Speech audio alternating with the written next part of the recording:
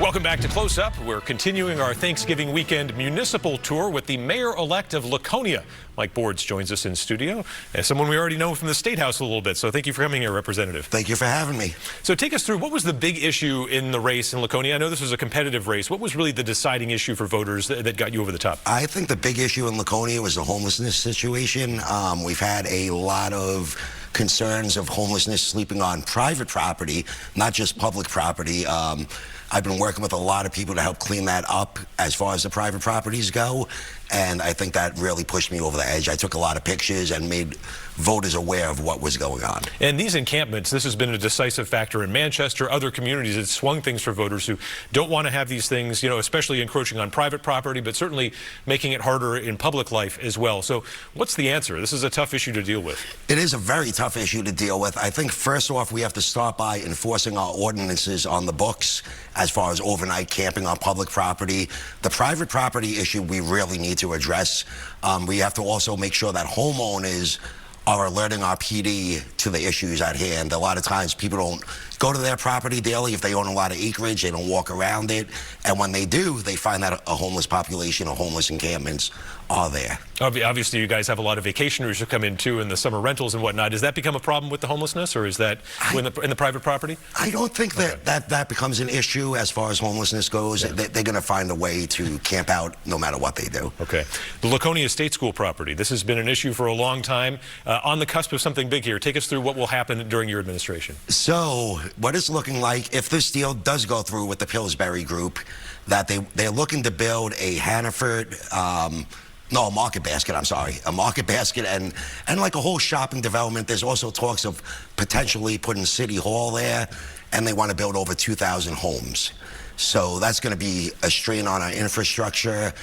We have to do some major traffic studies, which I think have begun, and I think it's just going to be a huge impact to the city of Laconia, so we have to make sure we're prepared for that. Yeah, take us through how you have to, because that's a monumental increase in development, but it's also a huge opportunity for economic development as well. It is a huge opportunity for economic development. I also think we need to bring in more business to Laconia as well, so this could be a start of that. I know we've discussed in the past, I'm focused on careers, not just jobs. So we need more of the high-paying jobs to come to Laconia. Right now, our major industry is the service industry with tourism, hotels, restaurants, bars. And I think we need to bring in some bigger manufacturing companies and such to the area. As far as a state school property, I mean, average of 1.5, 2 people per new home.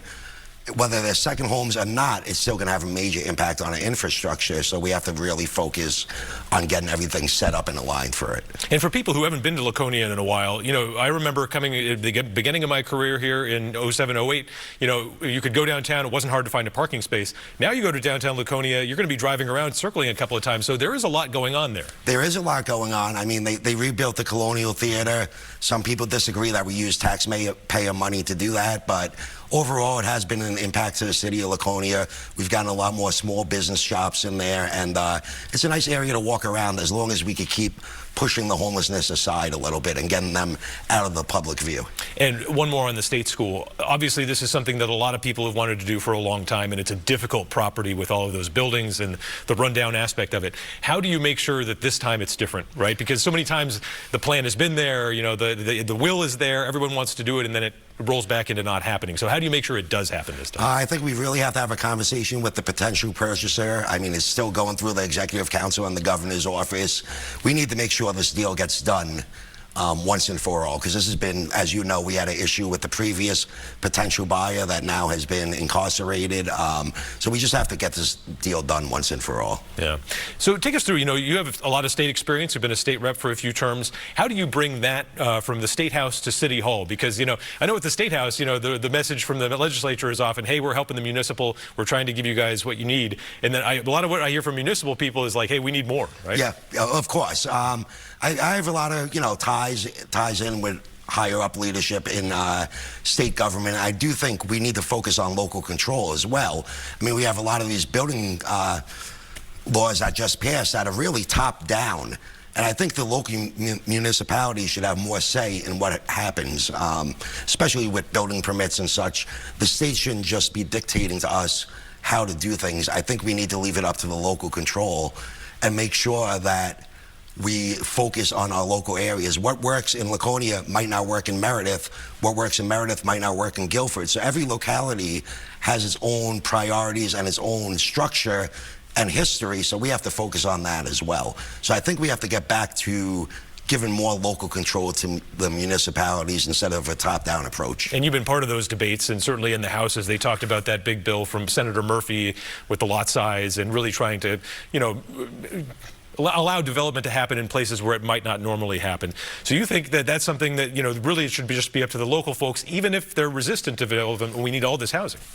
I mean, we do need housing, but like I said, a good example in Laconia, we got the state school potential coming up, which is 20-something hundred homes.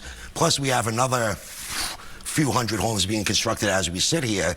So I think Laconia is handling it right, and we have a different situation than a lot of other areas where we do have a big potential development coming in. So the state shouldn't be saying we can just build ADUs everywhere and such. I think, you know, I think the impact is they think if we flood the market, that housing costs are going to come down, and that's not necessarily true.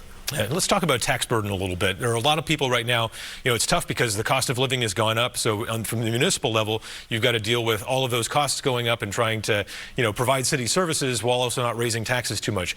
What's your outlook in terms of trying to make sure Laconia stays affordable for working families? So I think we have to be fiscally responsible. I mean, there's certain aspects we do have to fund: our police, our fire, our public works. We have a tax cap in Laconia also, which makes it really difficult. I was informed that last year we only had $1.9 million left to spend because of the tax cap after our regular expenses with the schools and everything else. So we have to find a way to make this money go further. And that might mean by cutting here and cutting there, but also making sure that the services that we are required to give to the community are funded properly. And just before we wrap up, I want to sneak in one last question. Social districts. You know, this is a term that not many people understand. It's a little bit, it expands the area where you can carry around a drink. What are we going to see in Laconia on this? So Laconia, we did just pass that on the last ballot. I was a co-sponsor of the bill, and it's a really exciting bill. I think if you look at places like New Orleans and places like that where people are able to go walk the streets and drink, I'm not saying go around drunk and vomiting in the streets like some places, but I think it's going to bring more business to the local area where people be like, hey, let's take a trip to Laconia for the day. We can hang out outside, weather's nice, have a few cocktails, and shop locally. So I think it's going to be a big benefit to the local community and the small business owners. All right, sounds good. Let's do it. Yeah, exactly. All right, Mayor-elect Bordes, we appreciate your time and hope you had a great Thanksgiving. Thank you. Have a great day.